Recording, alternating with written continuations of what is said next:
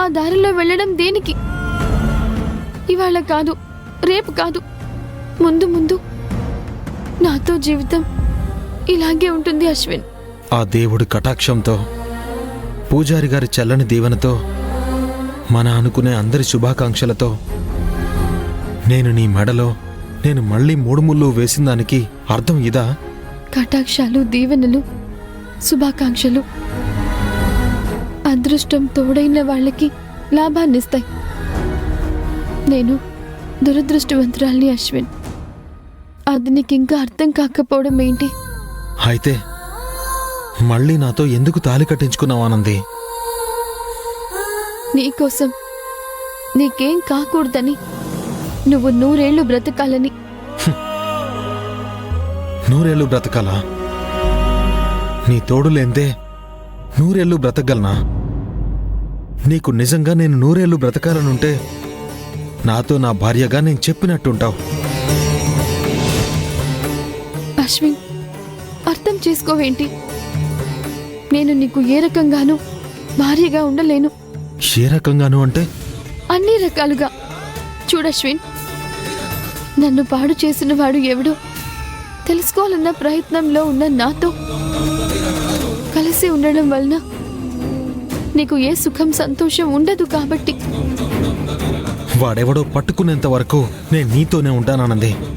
నేనుండగా నువ్వు ఒంటరి పోరాటం చేయడం ఏంటి? లేదు అశ్విన్, వాడి గురించి తలుచుకున్న ప్రతి క్షణం నా రక్తం మరిగిపోతుంది. వాడు కనపడితే గొంతు పిసికి చంపేస్తాను. ఆ సమయంలో నువ్వు నాతో ఉండకూడదు. ఉంటే నేను చేసిన నేరంలో నీకు కూడా భాగం అవుతుంది. నాతో పాటు నిన్ను కూడా జైలుకి పంపిస్తారు. నీతో ఎక్కడికైనా రావడానికి నేను రెడీ ఆనంది. నీకేమైనా పిచ్చా?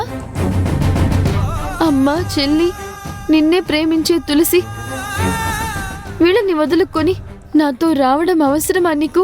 అవసరమే.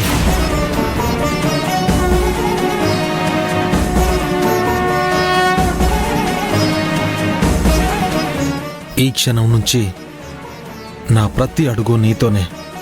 వాడెవడో కనిపెడదాం, వాడిని శిక్షిద్దాం. అవసరమైతే ఆ తర్వాత ఎలాంటి శిక్షనైనా ఇద్దరం కలిసి అనుభవిద్దాం. ఇది ఆ దేవుడి ముందు ఈ అశ్విన్ నీకిస్తున్న మాట.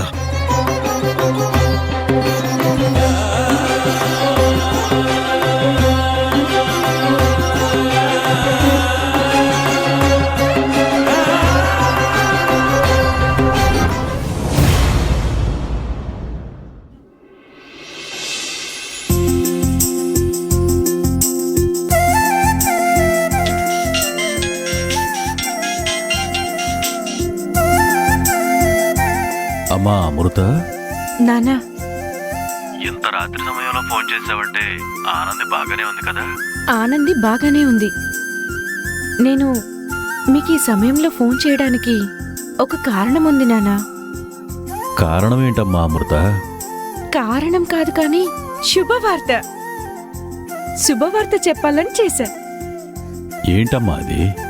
ఆనంది తాళి తీసేసిందా? చెప్పమ్మా, తాళి తీసేసిందా?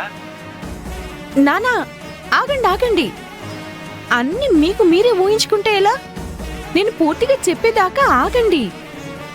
నిజం దాయకుండా చెప్పమ్మా.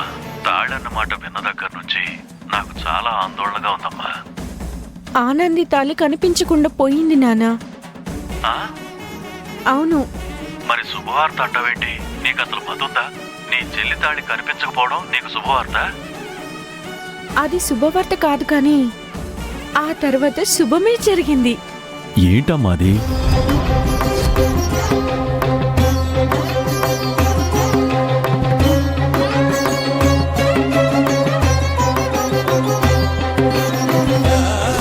అది జరిగింది. అవునా? అలా ఏ తాళైతే తనకు బరువు భారమని చెప్పిందో అదే తాళి తన అంగీకారంతో అశ్విన్ మళ్ళీ ఆనంద్ మెళ్ళలో కట్టాడు. అమ్మా అమృత, నీకు అమృత అనే పేరు ఎందుకు పెట్టామో తెలియదు కానీ నువ్వు ఇవాళ అమృతం లాంటి మాట చెప్పావమ్మా. నన్ను ముందు భయపెట్టినా చివరికి నిశ్చంతలా గుండెల మీద చేయి వేసుకునే శుభవార్త చెప్పావు. అమ్మా అమృత, నా మనసుకు తగిలిన గాయం ఇప్పుడు కాస్త తగ్గుతుందమ్మా. మీరు ఎవ్వరికీ ద్రోహం చేయలేదు నానా. అలాంటిది మీ పిల్లలం మేం బాగుంటాం కదా. కాకపోతే మన ఇంటికి నరదృష్టి తగిలి ఇలా ఊహించనివన్నీ జరుగుతున్నాయి. ఇంకా అన్నీ వాన వెలిసిన తర్వాత మబ్బులు వదిలి వెళ్ళిపోయినట్టు ఒక్కొక్క సమస్య దాటి ముందుకు వెళ్తాం. అందరం కలిసి మన ఇంట్లో పండగ చేసుకుందాం. ఆ 7 కొండల వాడి దయతో నువ్వు అన్నట్టు జరిగితే కొండ మెట్లెక్కి వెళ్ళి దర్శనం చేసుకుంటాం. తదాస్తు. మీ కోరికను తిరుమల వాసుడు తీర్చుగాక. సరే ఉంటానమ్మా, బాగా పొద్దుపోయింది, పడుకో తల్లి. అలాగే నానా.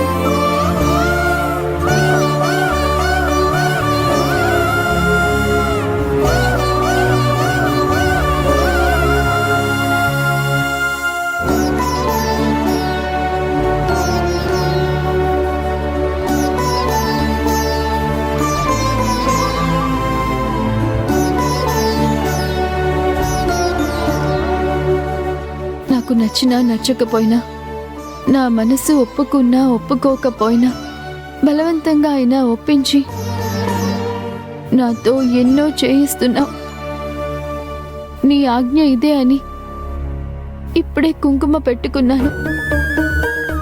నాకు ఎన్నో పరీక్షలు పెట్టి నువ్వు ఆ పరీక్షల నుంచి బయటపడే మార్గం చూపించట్లేదు. విశ్వం కనిపించినట్టే కనిపించి మాయమయ్యాడు.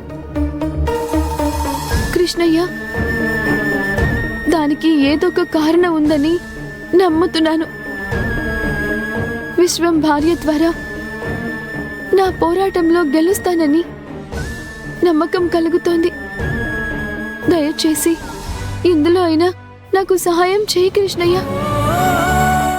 చీకట్లో నుంచి నన్ను వెలుగులోకి తీసుకురా. ఇంక నిన్ను ఏమీ అడగను.